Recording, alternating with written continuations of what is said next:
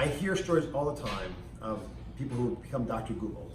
And I've heard rumors about both of you, Patrice and Evelyn. So can I give you a minute just to share your stories? And I'm all open for questions. Take it away. You're speaking for a lot of Americans because I know you're not alone. Good. Okay, it's not just us.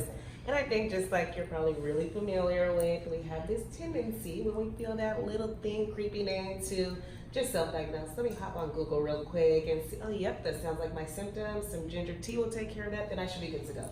Good. That's where you are. That's where I'm Evelyn, where are you? And I'm a little bit different. I do look up my symptoms, but I personally try to avoid the doctor as much as I can because of my own personal fear. I don't want to go in there with one thing and then come out with like some terminal illness. Like that's where my head is at. So between You're traumatic. yeah, so are you. And your siblings, Yeah, we are. and you're a tiny bit older. Yes, Tiny bit, just a bit older.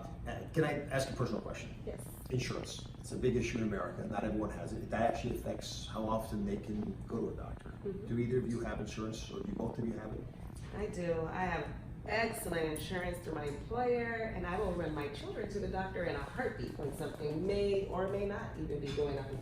For me, myself, my busy lifestyle, work, children, everything else, it just seems like, well, if I can take care of it at home without having to run into the doctor, that's absolutely going to be my first bet. And Evelyn? I don't have insurance. I haven't had insurance in a while, probably about 5-6 years. But the good news is I will be getting insurance next month. I just Is that one of the reasons you're not going to a doctor, or even if you had insurance, you'd still be reticent? it's more the latter. The last time I went to the doctor, I will admit I fell going up my stairs and I had some really bad bruising on my leg just for them to tell me that it was severe bruising and it would go away in a couple years. It's like I could have diagnosed myself. So a couple thoughts. First off, everyone's afraid of doctors because they think they're going to give you information you don't want to hear. That's unique. So how do you get over that? By realizing the word doctor comes, the root word means teacher. It's like going to school. Some people don't like school either, but they don't fear school usually. And when you go to see a doctor, our job is not to tell you stuff you don't want to hear, nor give you bad news. It's literally to educate you, so that you're better equipped to deal with the problems you may be facing in your life. And usually, it's a stitch in time saves nine, that old saying from Ben Franklin. If I can give you information at a timely fashion in your life, you'll act on it, and you won't have to have anything bad happen. We fear most what we don't understand. And in health, there's a lot you could understand.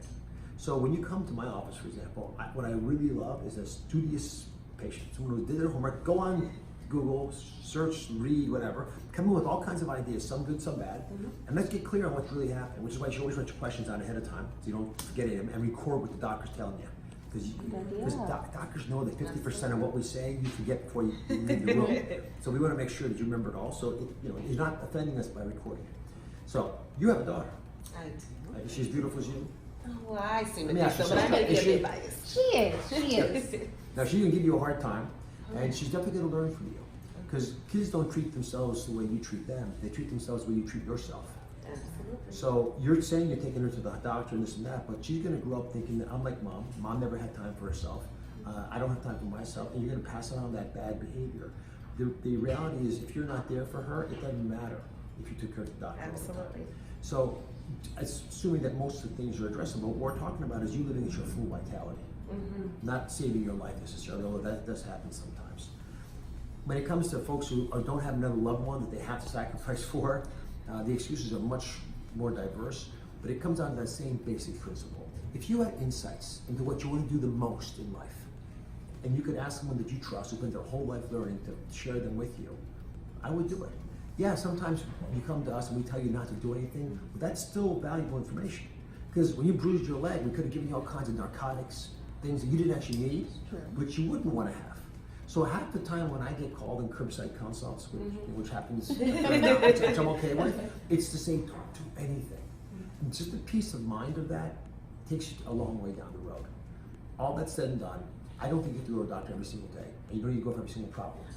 Things that cause, if you can't move a part of your body, if you're having terrible chest pain or shortness of breath, those are the main reasons you got to go to a doctor or an emergency room right then.